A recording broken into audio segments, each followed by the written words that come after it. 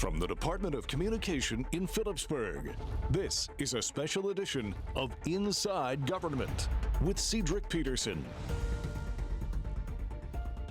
To our audience here at home and around the world, welcome. You are now Inside Government. Today we continue an important tradition, our annual conversation with the head of Meteorological Department of St. Martin, Mr. Joseph Isaac, as we prepare for the start of the Atlantic hurricane season that begins as of June 1st until November 30th. Mr. Isaac, welcome back to Inside Government. It's always a privilege to have you join us for this critical discussion as we are now in the hurricane season. Yeah, thank you very much for having the Meteorological Department on your program. We always like to impart information to the public, and we know the importance of communicating our message to the public through your channel. Mr. Isaac, how would you characterize the overall outlook for the 2025 Atlantic hurricane season? When we look at the figures for the 2025 Atlantic hurricane season, again, we're going into another period where most of the forecasts indicate that it would be an above average season. And when we say above average season, we're talking about the average we're looking at would be 14 named storms, 7 hurricanes, and 3 major. The recognized forecast entities we look at would be Colorado State University, the Weather Channel, and NOAA. There are others that do weather forecasting, hurricane forecasting for the season.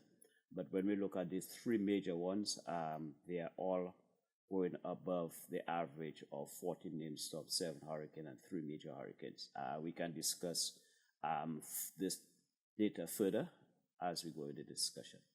Absolutely. How does the Met Department, Mr. Isaac, prepare ahead of the official start of the hurricane season? What is it like for you and your team? Well, usually it's something we do every year. So it's sort of routine, although things can change based on your location, based on new technology and so on, in terms of trying to get a unified message across and so on. So we have discussions, we put out a forecast bulletin as to what to expect and so on. So all the meteorologists and so on, staff that would maybe do different interviews and so on, would be speaking the same language. We internally would make sure that our disaster plans are in place, that the technicians know what they have to do if we have to secure equipment and so on. So this is the general sort of preparedness we would have. Okay, so what are some of the key indicators meteorologists like yourself and your team look at when forecasting a season's intensity, would you say? Okay, so for example, this year, so far, what we're looking at is we're looking at the possibility of, during the hurricane season, that it would continue to be an ENSO year. And when we say an ENSO year, most persons would hear about La Nina and El Nino. So it's saying that predominantly it will not be a La Nina year or an El Nino year, but it would be ENSO, which means that it is a neutral, the possibility of a neutral, not La Nina, not El Nino, but ENSO.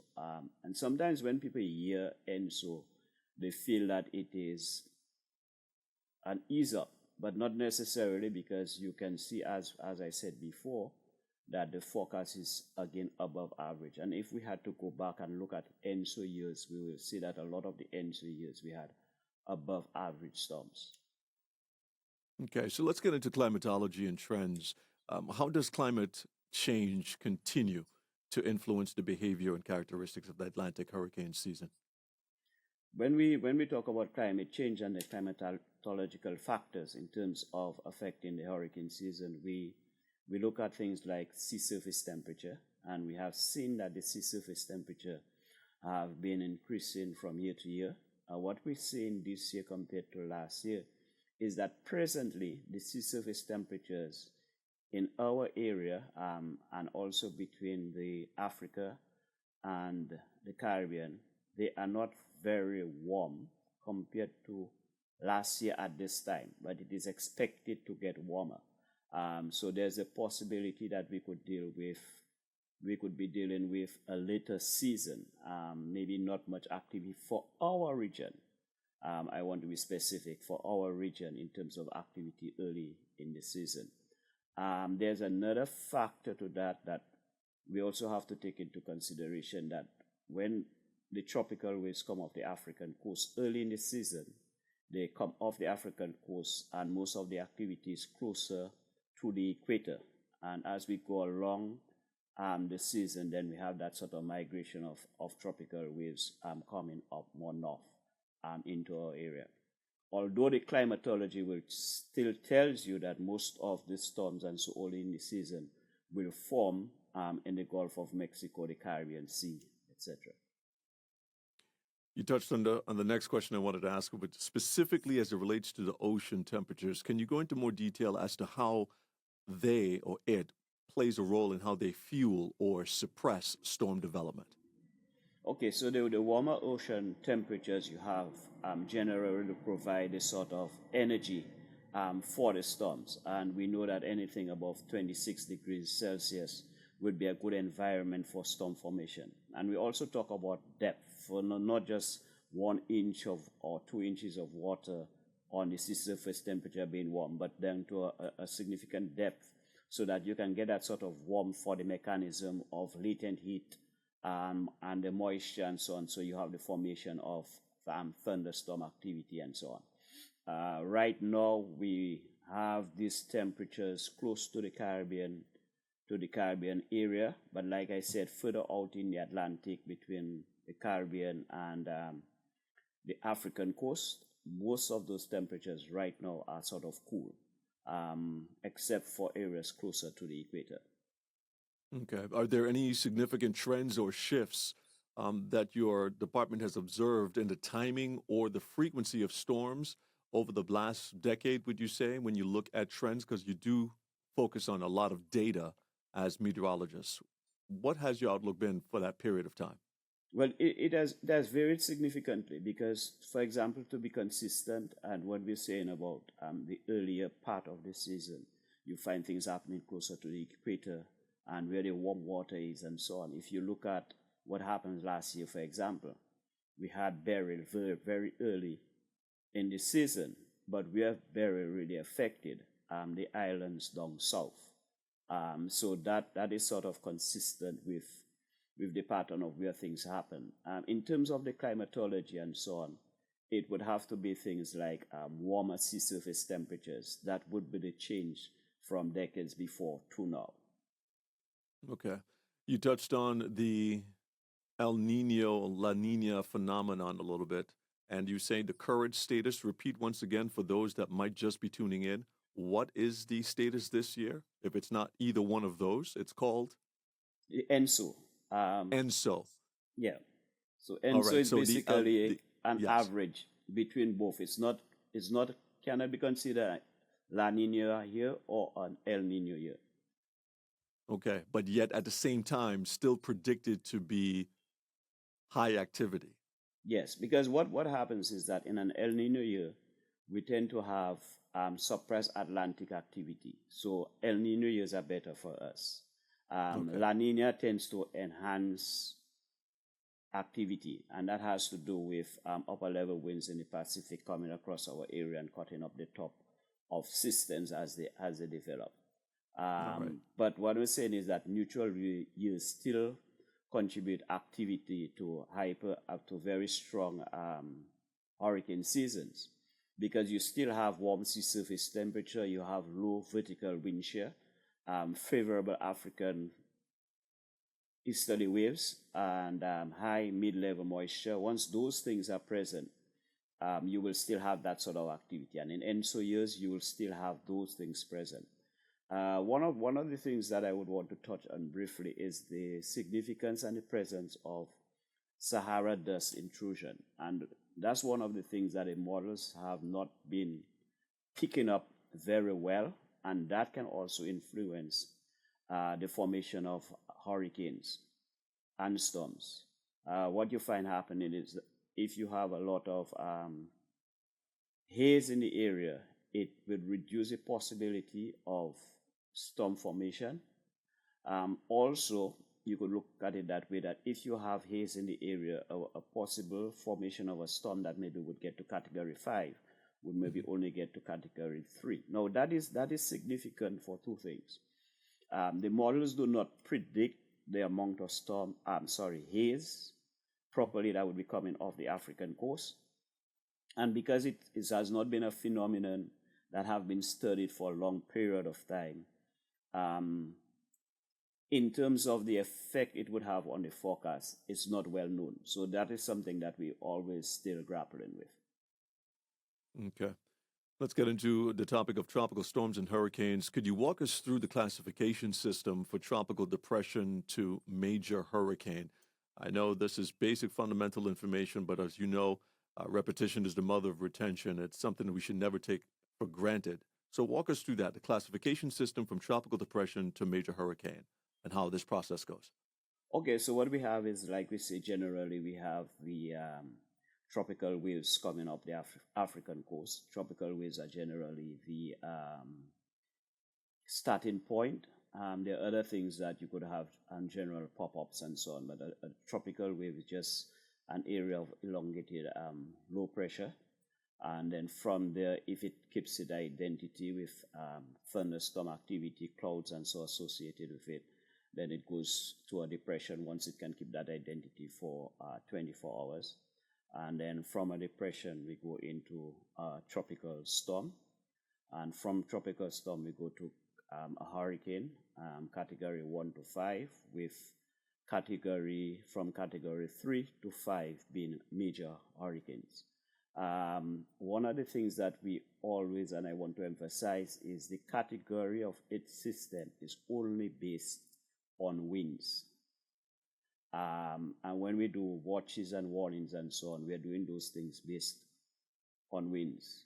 And it is critical to highlight because, for example, we could issue a tropical storm watch or warning, and because of what the storm maybe change in dynamics, change in path or something like that, we may remove the watch or the warning, and we may not have received any significant rainfall. And after we remove the watch or the warning, there's a possibility of getting significant rainfall. And people may critique that. But that's why what we try to do, and we always tell the public that you have to listen to your local Met service as we update every 6 hours or 3 hours, whatever it is. Because while it doesn't categorize for a watch or warning because of the winds you're now expecting, you could, after you drop the watch or the warning, get more rainfall, which could lead to significant flooding. So we always have to remember that categorizations of storms are not based on rainfall, but based entirely on the impacts of wind. St. Martin, if you're just tuning in, we're having our annual traditional conversation with the Meteorological Department of St. Martin. And I'm joined in this edition by the head of said department, Mr. Joseph Isaac. Stay tuned. My conversation with Mr. Isaac continues as we're going to continue talking about the misconceptions that you might have as a general public about tropical storms and the like, and so much more coming up right after these public service announcements. Stay tuned. It's hurricane season. Are you prepared? Here are a few tips to remember to help keep you and your family safe. 6 hours before a hurricane strikes, remember, if you're not in an area that is recommended for evacuation, plan to stay at home or where you are and let friends and family know where you're located. Close storm shutters and stay away from windows. Flying glass from broken windows could injure you. Turn your refrigerator or freezer to the coldest setting and only open it when necessary. If you lose power, food will last longer. Keep a thermometer in the refrigerator to be able to check the food temperature when the power is restored. For the latest weather updates and emergency instructions, turn on your TV and/or radio and visit stmartingov.org. This hurricane season, remember, it only takes one. This public service announcement was brought to you by the government of St. Martin.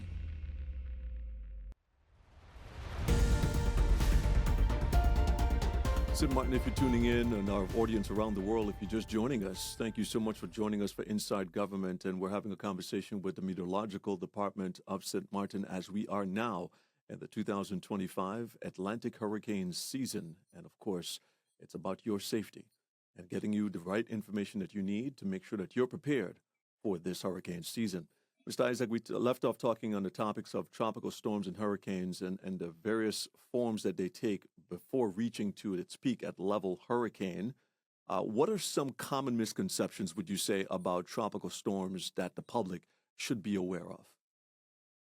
Okay, I think one of the things we have to look at, and that's something that's going to be new this year also, that the cone that you would see that comes from the National Hurricane Center, because of the level of accuracy and how good the models have been doing over the years, they're going to use a smaller cone this year. So it's going to be reduced by 3 to 5%. One of the misconceptions with the cone is that persons look at the cone and they say, okay, we're not in the cone, so we are okay. And again, as I said earlier, the cone just indicates the possibility of where the center of circulation would pass, and that would be the direction. But if you're just a little out of that cone, you could get significant impacts. For example, if you're dealing with a hurricane, because the cone only gives the direction of the center of circulation. It doesn't take into consideration how far out you are from the cone. So people who look at those things have to be able to interpret and understand what the cone means. Also, you may see, for example, that St. Martin is not in the cone, but we may have a watch or warning out. All it's saying is that even if we're not in the cone, there's a probability that we could get storm force or hurricane force winds. Right. That's one of the misconceptions that is always there. Also, this year we expect that in terms of potential storm formation, the Hurricane Center will be issuing not 36 to 48 hours before, but because of better probabilities, better forecasting skills, and so on, there's a possibility of indications of storm formation 72 hours before. That is basically to give disaster management and other persons and so on the opportunity for earlier preparation. As we look at rapid intensification events that affect, does that affect forecasting and emergency response planning, as you are touching on that topic? So that's one of the phenomena we see with storms not necessarily taking that long-term travel across the Atlantic to reach us, but in fact, storms form right within our area. So how does rapid intensification events affect forecasting and emergency response planning? Okay, so for example, many of us would remember Gonzalo. Gonzalo formed on Sunday and affected us by Monday night. Right. It formed just very, very close to us. So you would find those things can happen, especially early in the season, as I mentioned before, because the waters close to the Caribbean would be where that's warm, and further out is a little cool, so you don't have that formation, but you could have a blob of weather, thunderstorm activity coming close to the islands and getting the right heat and so on, and blowing up into a storm. There's an advantage and a disadvantage. Because it forms close to you, there's not significant time for it to become a major hurricane. However, because it forms close to you, it gives you less time for preparation. As I indicated before, the models are a lot better in terms of formation and track. There is a lot of concern in terms of rapid intensification. So when we talk about track, we're talking about where the storm will go, what path it will take. The area of how strong the storm or an area of concern where it will get is not as accurate as the path. And that is of concern, and a lot of research and everything else is being done as far as that is concerned. And a lot of times the message, we always try as much as possible to go for what would be the maximum indication.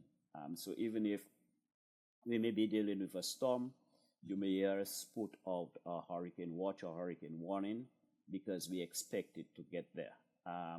And we cannot emphasize more in terms of it's not a perfect science. and you may really expect a Category 4 storm, and you could get a Category 5 storm. We had a perfect example of how quick both Irma and Maria intensified. And in some cases, you expect it to keep its intensity, and then it may go down to a storm. So these are the sort of things, but again, with AI technology running more models and everything else, it's getting a lot better, but it is still not where a lot of us would like it to be. Looking at forecast specifics, are there any specific regions in the Caribbean that are projected to be more at risk this season? No.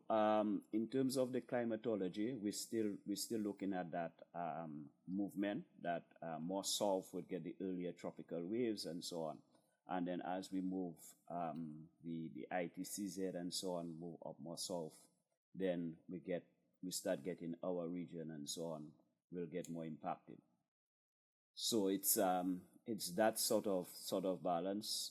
If you noted that there were one or two tropical waves that came off the coast, and the islands further south were expecting to get most of the rainfall. Now with social media and all those things, a lot of things that have been there all the time were never highlighted. Now people make a big fuss about it and so on. I mean, every year we get about 60 tropical waves coming off the coast of Africa. Right.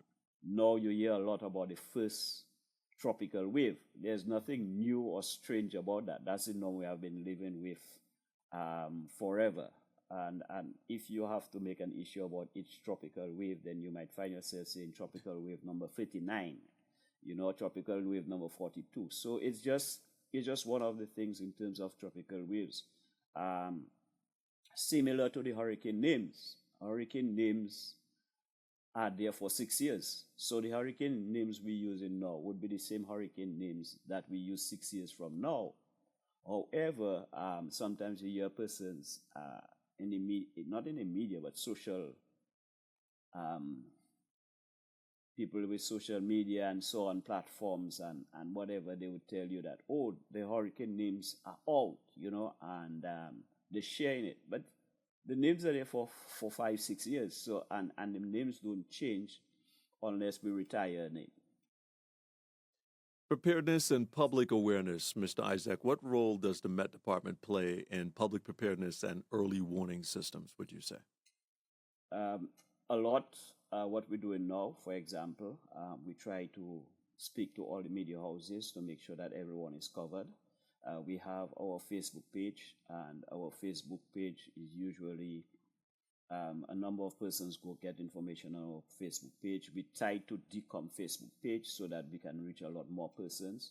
We have our WhatsApp channel, and everything we do, we try and see how we can tie in with other government agencies so we can reach more persons. So it's one of the challenges we have is that sometimes we have to try and follow the fly-by-night meteorologists. Because it's all sensational and so on, but we're not there for the sensation. We're there for the facts and trying to get persons to make the necessary preparation that they need to. And if you alert persons a lot of times on something that's not practical, after a while they get tired of preparation. And that's why we always say that, persons must listen to the government entities that officially must put out the information. So, you have to listen to the Office of Disaster Management, what they say. You have to listen to the Met Office. You have to listen to DECOM so that DECOM can tell you which areas are flooded areas, what government is doing, what action government is taking, and so on. Mm-hmm. And I don't want anybody to get me wrong. There's nothing wrong in looking at social media stuff and so on. But if someone on social media, for example, says X, then your responsibility could be after that you go and you check the Met Office or check DECOM or check the Office of Disaster Management to see if there's validation in what the person has said. Another thing that has always been of concern, and I think that persons need to do, is a lot of people out there who are not in the profession are doing things for likes. And they want to have a big audience and so on. Sometimes the information they provide is not correct. And sometimes before you get something on WhatsApp and so on about a hurricane is approaching or whatever, you should try and check before you send it to all the contacts in your WhatsApp. Because what it does is that when it goes, even if you check after it's gone already, and even if you send it, then by the time you send it and someone else send it further, then it explodes, and we know how exponentially those things go. So we want to admonish persons that before you send anything that is critical, because for you, it may not be a problem what you receive, but for someone else, there are a lot of people, once they hear about hurricanes or storms or so on, the anxiety, and everything else can affect them significantly. So you taking something from, let us say, something from the Pacific and sharing it, the person who may get it may not be affluent like you to go and check and so on, and they just feel like it's something going to affect that. And that being said, just to move off a bit, we have had instances where people take things from other Met offices and spread it around and not indicating that which Met office it is from, so it looks like it may come from our office and it's genuine. But maybe it's something from the Trinidad Met office that's talking about affecting Trinidad. You understand what I'm saying? And now people can always edit those things to make it look like, it is something to affect you. I'm not sure what benefit they get from that. But these are the kind of things that we want people to look at. Then we know we're early in the hurricane season. There are certain things that you can do that you do not have to wait for a watch or warning to prepare yourself about. Your plans, simple family plans as to who is responsible for what. Where are the documents? Are they secured? There's nothing wrong in securing your documents early, because you may never use them during the hurricane season, but they are in a proper plastic, proper place, and so on. Your land titles and certificates and so on. So there's a lot you can do before, even your pattern of shopping, buying groceries and so on. You buy things that you'll be able to use if, for example, you do not have electricity for a period of time and so on. So these are the kind of guidance we would give persons, and the Office of Disaster Management would give a lot more. Also, we need to highlight something that during the hurricane season, even in terms of not having a hurricane or storm, you could have active tropical waves that could produce significant rainfall. And we know they have a number of areas that are flood prone, so we're supposed to know those things going forward. Mr. Isaac, thank you very much for your time, insights, and of course your continued dedication to keeping St. Martin informed and prepared as we are now in the Atlantic hurricane season. Thank you so much for joining me in this edition of Inside Government. It's always a pleasure. And to our viewers and listeners, thank you for tuning in and joining us for this important conversation. If you've missed my discussion with Mr. Isaac, be sure to catch video on demand at the YouTube channel of the Government of St. Martin at youtube.com at Government of St. Martin. Also be sure to follow us on Facebook at facebook.com/SXMGOV. And for audio playback, be sure to stay tuned to Our Culture, Our Heritage, St. Martin Gov Radio 107.9 FM. On behalf of my colleagues at the Meteorological Department of St. Martin and all of us here at the Department of Communication, I'm Cedric Peterson. Thank you so much for tuning in.